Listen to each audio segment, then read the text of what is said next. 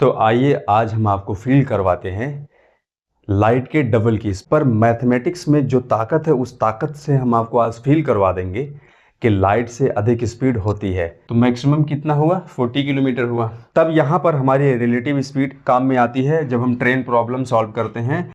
तो आप सभी लोगों को जय हिंद, वंदे मातरम।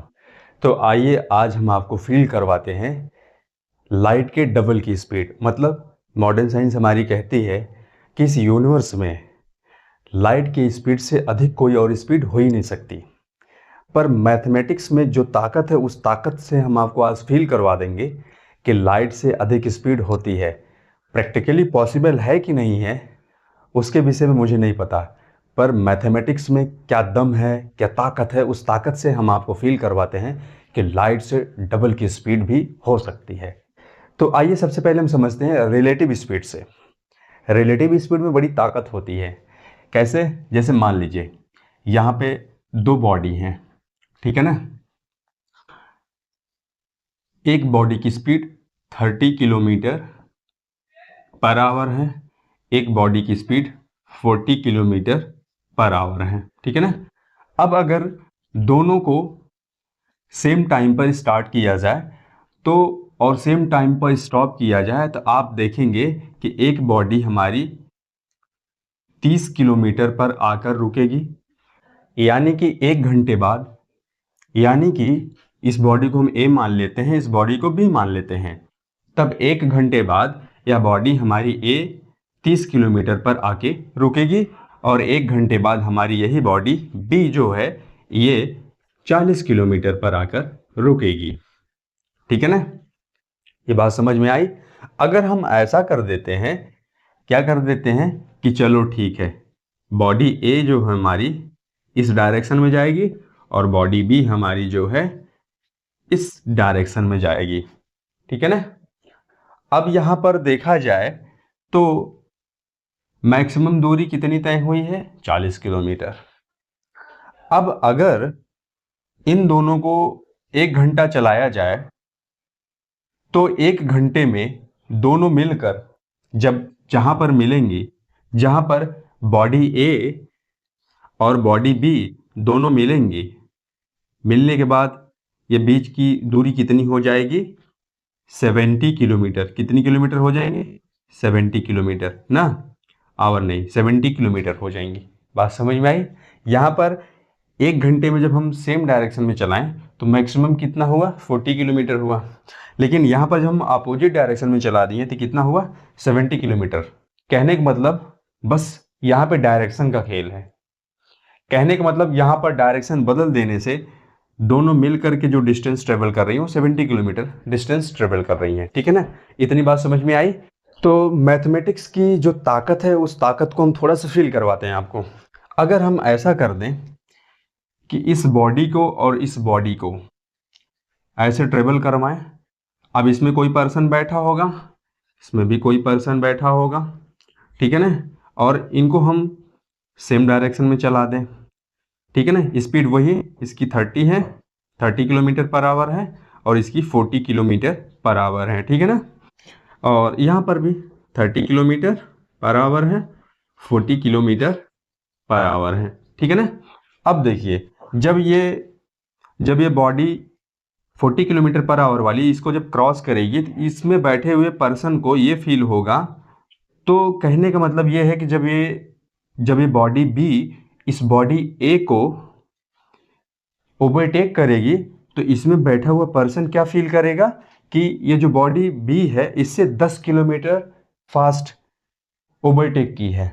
लेकिन अगर हम अपोजिट डायरेक्शन में कर दें तो जब बॉडी ए और बॉडी बी एक दूसरे को जब ओवरटेक करेंगी तो इसमें बैठा हुआ पर्सन 70 किलोमीटर पर आवर की स्पीड फील करेगा और इसमें भी बैठा हुआ पर्सन 70 किलोमीटर पर आवर की स्पीड से फील करेगा कि ये हमारी जो सामने वाली बॉडी ए है हमको 70 किलोमीटर पर आवर की स्पीड से ओवरटेक कर रही है और बॉडी बी भी सेम 70 किलोमीटर पर आवर की स्पीड ही फील करेगा।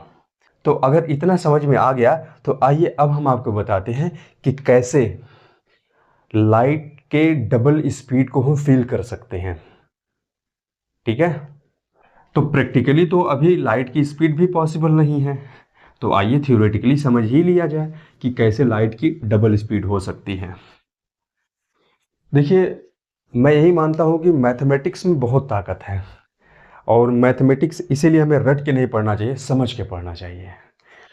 तो अब आइए हम आपको बताते हैं, यहाँ पर एक बॉडी है और एक बॉडी इधर है, ठीक है ना। इसे हम मान लेते हैं बॉडी ए, इसे मान लेते हैं बॉडी बी। इसमें बैठा हुआ है पर्सन,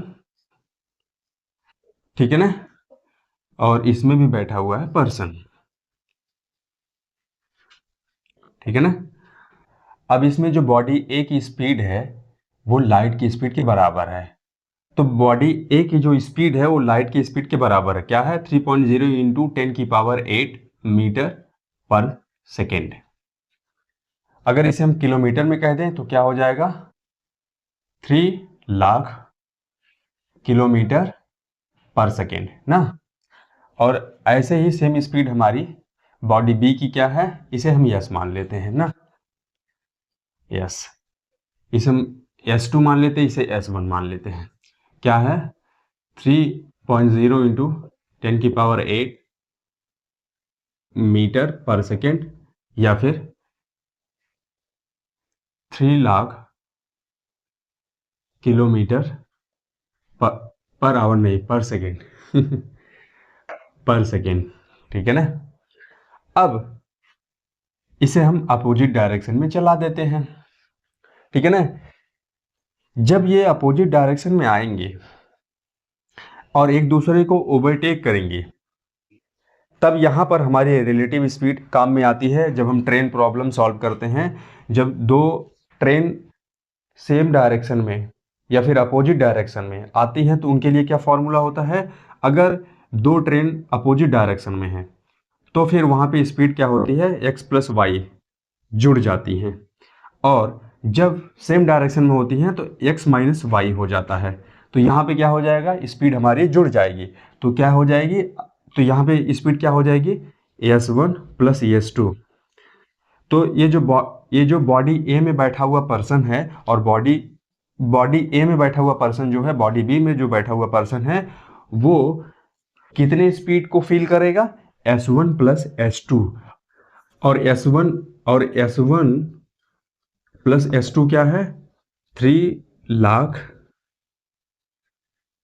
किलोमीटर पर सेकेंड की स्पीड है, प्लस 3 लाख किलोमीटर पर सेकेंड, कितना हो गया, 6 लाख किलोमीटर पर सेकेंड की स्पीड ये दोनों फील करेंगे। ये रही मैथमेटिक की ताकत, ये रही मैथमेटिक की पावर। हम जो है किसी भी स्पीड को डबल स्पीड फील कर सकते हैं। तो कहने का मतलब ये है, अगर हम थ्योरेटिकली लाइट की डबल स्पीड फील कर सकते हैं तो शायद प्रैक्टिकली पॉसिबल होगा, पर कैसे होगा, कब होगा, ये तो हमारे रिसर्च के ऊपर निर्भर करता है। जब हम रिसर्च में टाइम लगाएंगे तो ये सब चीज़ें हमें पता चलेंगी। तो चलिए मिलते हैं किसी और वीडियो में ऐसे ही साइंस के टॉपिक लेकर के। तब तक के लिए जय हिंद, वंदे मातरम।